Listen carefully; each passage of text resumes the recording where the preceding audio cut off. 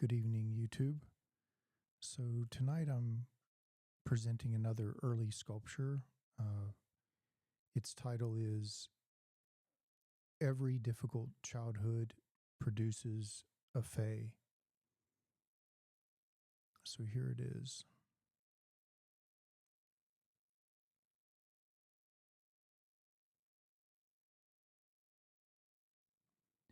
So in case some people have not heard of a fae, which is F-A-E, that's an old word for fairy, which you'll see on the back side of the piece coming up. So there she is at the top center. Now, she is a vintage casting that was pre-existing, so I incorporated her into the piece.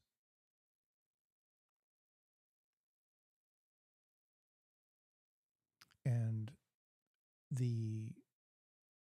as far as I recall, the child's face,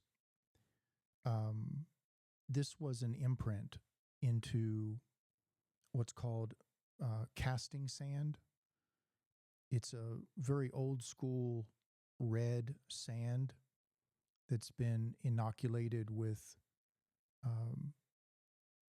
some kind of petroleum product, I believe, and probably some other chemicals that I don't know about.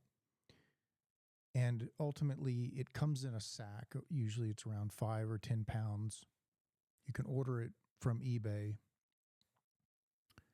And you put it in a metal pan, spread it out, and you can make imprints in it. And in whatever the imprint is, you can pour molten pewter into that imprint and pop out a sculpture. And the sand is pretty much indefinite. I'm very neurotic about recovering as much of it as I can after each casting. I'm kind of a thrifty kind of guy, so I don't like to waste things. And it's pretty remarkable how versatile it is. And I'll get into some demonstrations of that technique at a later date. Long ago, it was used for various metal castings, and it may still be used in some regards. So I made the imprint of the face in the sand, and then I added objects into the void of the imprint, including the shark's teeth. And I believe the object at the very top is a bovine tooth. And of course, the fairy is surrounded by a wreath of semi-precious stones. And then down below, like behind the chin in the back, there's onyx.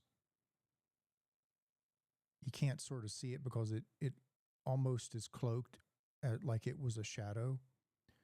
But it's obsidian, not onyx, actually.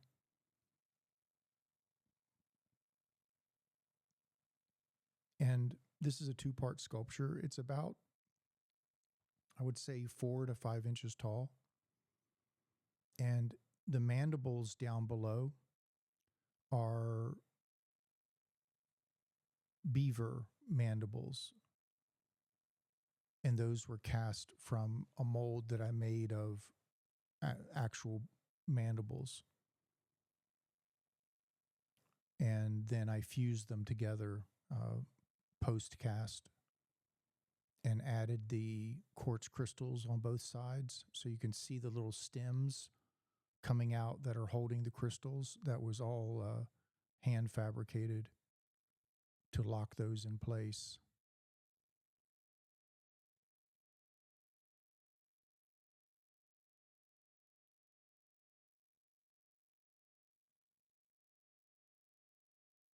So ultimately, the idea loosely, the idea is that we read things in an obvious way. Difficult childhood resulting in said difficult human being, oftentimes. Not always the case. Sometimes people regenerate and use it as a catalyst for something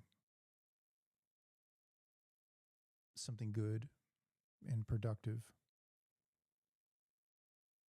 So in behind the obvious, there can be a third party or a second party, something born of that is completely has an existence of its own.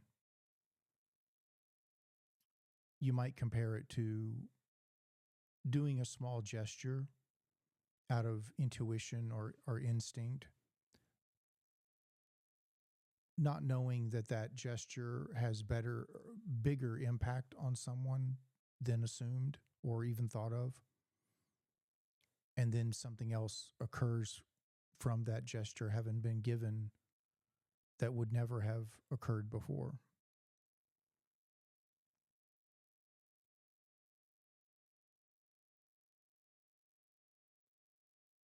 And not intended, of course, by the person initiating the original gift or gesture.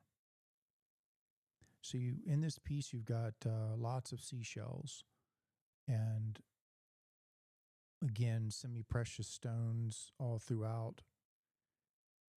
Now, when I place these objects in the mold, I really never know how much of those are going to get covered up and which ones are going to be revealed. Sometimes things break away and float around and then lock in place. Some things I can control, some things not so much, especially when there are objects on top of each other.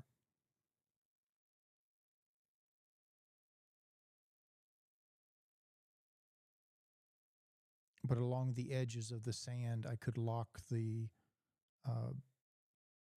shark's teeth in place, and of course, there's a technique when you go to pour the pewter, you sort of learn it intuitively after maybe 3 to 7 pours, how to control the puddle of the pewter and when to let off and then when to keep pouring. And like you can pour more than one layer, so you don't have to pour it all at once because the pewter stays pretty hot.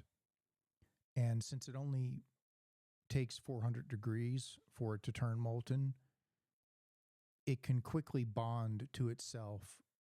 If you pour, wait 10, 15 seconds, and then pour again, it has no problem heating up the previous surface and then bonding to it.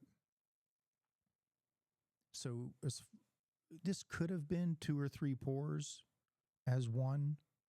I'm a little fuzzy as far as like how long ago, and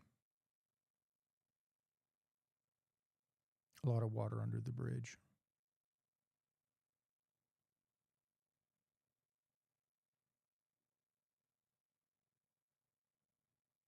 So the head, it's loosely sitting in there.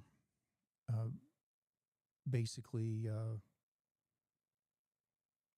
if this were to be displayed in a home, you'd want to put it somewhere safe, and also if you were concerned that it might get hit or some sort of vibratory phenomenon would disturb it, you can get something called museum wax. Comes in a little can, and you can put some museum wax on the contact points and secure it that way. And museum wax is archival. It's, as the name suggests it's used by galleries and museums all over the world to secure things like vases, various artifacts that so that they don't tip over in case of an earthquake, or someone might fall against a display case.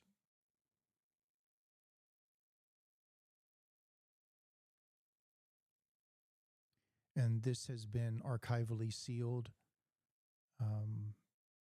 so the no oxidation, and it is available direct from the studio.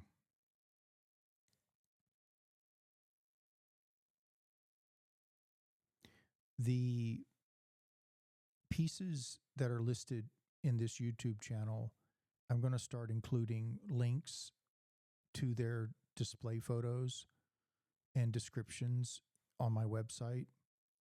I just have to have a day where I just spend toggling back and forth from the website links to my YouTube channel and embed those links in all the descriptions. So it's going to take me some time to organize, but those are coming, and it will be with this piece. I'll start my first link with this piece.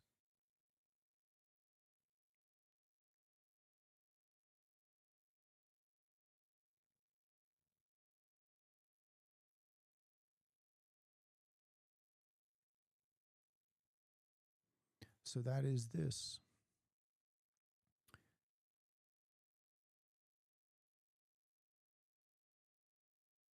Every difficult childhood births a new Fae.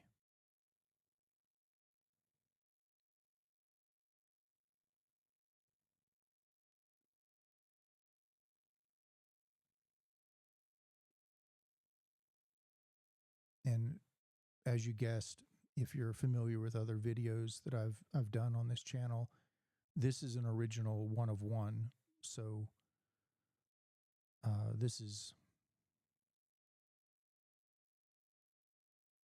not to be duplicated again, can't be duplicated again. And you'll understand more how that is. I'll do some demos where I'm casting some one-of-a-kind process pieces, and you'll see how that works.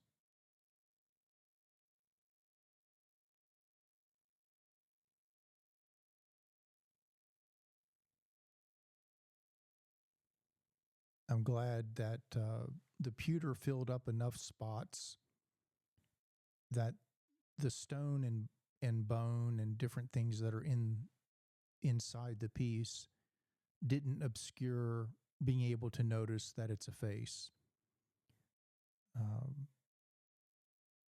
So that was fortunate.